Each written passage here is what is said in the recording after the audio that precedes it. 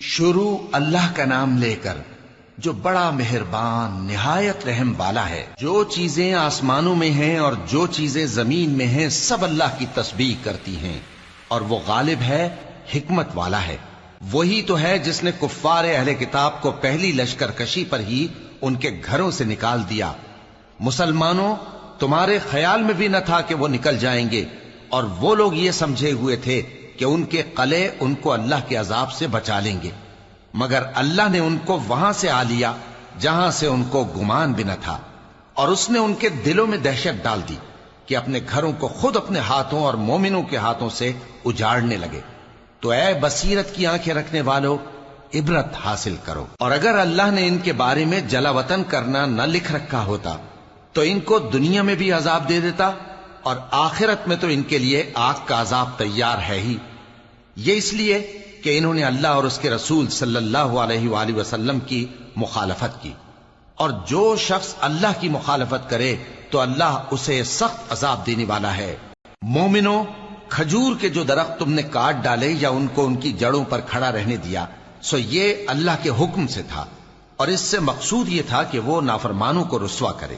اور اے مسلمانوں، جو مال اللہ نے اپنے پیغمبر کو ان لوگوں سے جنگ کے بغیر دلوایا ہے، اس میں تمہارا کچھ حق نہیں، کیونکہ اس کے لیے نہ تم نے گھوڑے دوڑائے نہ اونٹ، لیکن اللہ اپنے پیغمبروں کو جن پر چاہتا ہے غالب کر دیتا ہے، اور اللہ ہر چیز پر قادر ہے۔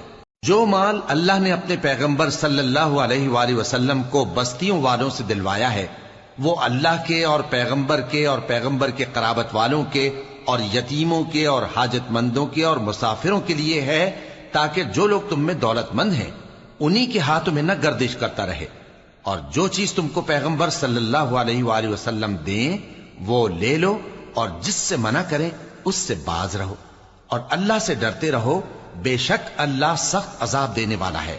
اور ان ضرورت مند مہاجروں کے لیے بھی جو اپنے گھروں اور مالوں سے خارج اور جدا کر دیے گئے ہیں، جو اللہ کے فضل اور اس کی خوشنودی کے طلبگار اور اللہ اور اس کے پیغمبر کے مددگار ہیں، یہی لوگ سچے ہیں۔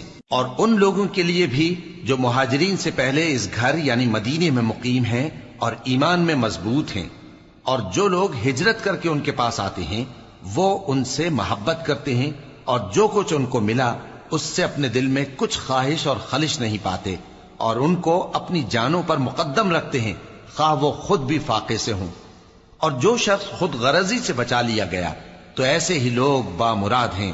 اور ان کے لیے بھی جو ان مہاجرین کے بعد آئے اور دعا کرتے ہیں کہ اے پروردگار، ہمارے اور ہمارے بھائیوں کے جو ہم سے پہلے ایمان لائے ہیں گناہ معاف فرما، اور مومنوں کی طرف سے ہمارے دل میں کینہ و حسد نہ پیدا ہونے دے۔ اے ہمارے پروردگار، تو بڑا شفقت کرنے والا ہے، مہربان ہے۔ کیا تم نے ان منافقوں کو نہیں دیکھا جو اپنے کافر بھائیوں سے جو اہل کتاب ہیں کہا کرتے ہیں کہ اگر تم جلا وطن کیے گئے تو ہم بھی تمہارے ساتھ نکل چلیں گے، اور تمہارے بارے میں کبھی کسی کا کہا نہ مانیں گے، اور اگر تم سے جنگ ہوئی تو تمہاری ہی مدد کریں گے، مگر اللہ ظاہر کیے دیتا ہے کہ یہ جھوٹے ہیں۔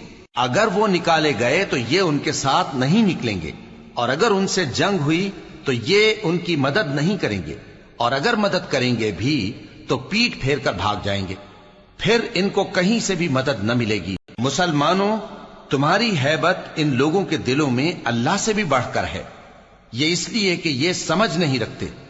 یہ سب جمع ہو کر بھی تم سے نہیں لڑ سکیں گے، مگر بستیوں کے قلعوں میں پناہ لے کر یا دیواروں کی اوٹ سے۔ ان کے آپس میں بھی بڑی لڑائی رہتی ہے، تم خیال کرتے ہو کہ یہ اکٹھے ہیں، حالانکہ ان کے دل پھٹے ہوئے ہیں۔ یہ اس لیے کہ یہ بے عقل لوگ ہیں۔ ان کا حال ان لوگوں کا سا ہے جو ان سے کچھ ہی پیشتر اپنے کرتوت کی سزا کا مزہ چکھ چکے ہیں، اور ان کے لیے دکھ دینے والا عذاب تیار ہے۔ منافقوں کی مثال شیطان کی سی ہے کہ انسان سے کہتا رہا کہ کافر ہو جا، پھر جب وہ کافر ہو گیا تو کہنے لگا کہ مجھے تجھ سے کچھ سروکار نہیں، مجھ کو تو اللہ رب العالمین سے ڈر لگتا ہے۔ تو دونوں کا انجام یہ ہوا کہ دونوں دوزخ میں جائیں گے، ہمیشہ اس میں رہیں گے، اور بے انصافوں کی یہی سزا ہے۔ اے ایمان والو، اللہ سے ڈرتے رہو، اور ہر شخص کو دیکھنا چاہیے کہ اس نے کل یعنی آخرت کے لیے کیا سامان بھیجا ہے، اور ہم پھر کہتے ہیں کہ اللہ سے ڈرتے رہو بے شک اللہ تمہارے سب اعمال سے خبردار ہے۔ اور ان لوگوں جیسے نہ ہو جانا جنہوں نے اللہ کو بھلا دیا تو اللہ نے انہیں ایسا کر دیا کہ وہ خود اپنے آپ کو بھول گئے۔ یہی لوگ ہیں نافرمان۔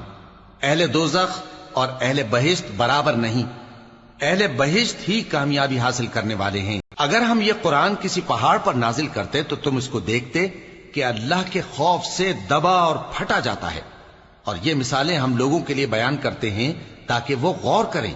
وہی اللہ ہے جس کے سوا کوئی معبود نہیں، پوشیدہ اور ظاہر کا جاننے والا، وہ بڑا مہربان ہے، نہایت رحم والا ہے۔ وہی اللہ ہے جس کے سوا کوئی عبادت کے لائق نہیں، بادشاہ حقیقی، ہر عیب سے پاک، سلامتی دینے والا، امن دینے والا، نگہبان، غالب، زبردست، بڑائی والا۔ اللہ مشرکوں کے شرک سے پاک ہے۔ وہی اللہ تمام مخلوقات کا خالق، ایجاد و اختراع کرنے والا، صورتیں بنانے والا، اس کے سب اچھے سے اچھے نام ہیں۔ جتنی چیزیں آسمانوں اور زمین میں ہیں سب اس کی تسبیح کرتی رہتی ہیں، اور وہ غالب ہے، حکمت والا ہے۔